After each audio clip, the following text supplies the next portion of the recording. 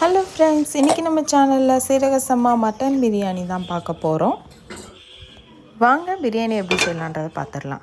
ஒரு குக்கரில் தேவையான அளவுக்கு எண்ணெய் விட்டுட்டு 4 கிராம்பு 3 ஏலக்காய் 2 பட்டையை நல்லா உடச்சி விட்டுட்டு கூட கொஞ்சம் கடற்பாசி சேர்த்து நல்லா எண்ணெயில் பொன்னிறமாக ஃப்ரை பண்ணுறோம். நான் பூண்டையும் இஞ்சியையும் தனித்தனியாக தான் அரைச்சி வச்சுருக்கிறேன்.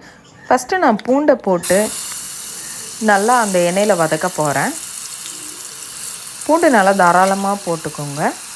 இது நல்லா எண்ணெயில் நல்லா ஃப்ரை ஆகணும். இதுக்கப்புறமா அரைச்சி வச்சுருக்கிற இஞ்சியும் இதே மாதிரி பேஸ்ட்டாக இருக்கிறத அந்த பூண்டில் போட்டு வதக்கிடலாம். இதுவும் சேம், அது நான் 3 போட்டேன். இது ஒரு 3 போட்டால் போதும். ஏன்னா பிரியாணிக்கு எப்போவுமே இஞ்சியை விட பூண்டு அதிகமாக இருந்துச்சுன்னா நல்லாயிருக்கும். இப்போ நான் அதை தான் சேர்த்துருக்கேன். இதுவும் நல்லா கோல்டன் ப்ரௌன் ஆகிட்டதுக்கப்புறமா நீலவாக்கில் கட் பண்ணி வச்சுருக்கிற 3 பெரிய சைஸ் வெங்காயத்தை இதில் நான் போட போகிறேன். வதங்கிருச்சுன்றதை எப்படி கண்டுபிடிக்கலாம்னா, குக்கரில் அந்த பேஸ்ட் ஒட்டுது பாருங்கள். இந்த ஸ்டேஜில் தான் நம்ம வெங்காயத்தை ஆட் பண்ணுறோம். வெங்காயமும் அதே மாதிரி பொன்னிறமாக நம்மளுக்கு வேகணும். பாருங்கள், எல்லா இடத்துலையுமே அந்த இஞ்சி பூண்டு பேஸ்ட்டு பரவணும். இப்போது நல்லா கீழே அடிப்பிடிச்சிருக்க மாதிரி இருக்குது. இந்த ஸ்டேஜில் நம்ம உப்பு போட்டோன்னு வச்சுக்கோங்களேன், கீழே அடிப்பிடிச்சதெல்லாம் நம்மளுக்கு மேலே இதுவாகிட்டு வந்துடும்.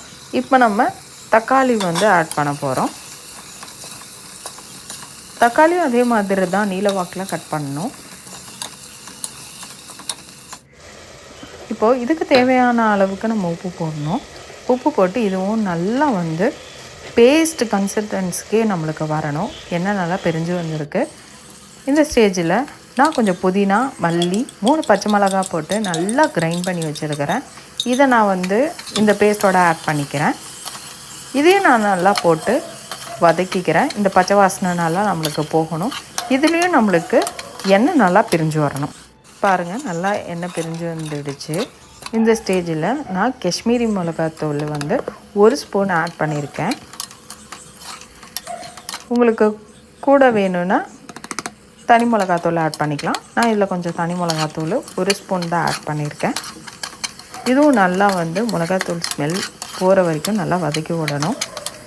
எண்ணெய் அதே மாதிரி நல்லா பிரிஞ்சு வரணும். இந்த ஸ்டேஜில் 3 ஸ்பூன் தயிர் விட்டுக்கலாம். ஏன்னா மட்டன் பிரியாணி ஆல்ரெடி நம்மளுக்கு ஃபேட்டு தான், அது நல்லா நம்மளுக்கு ஆயில் விடும்.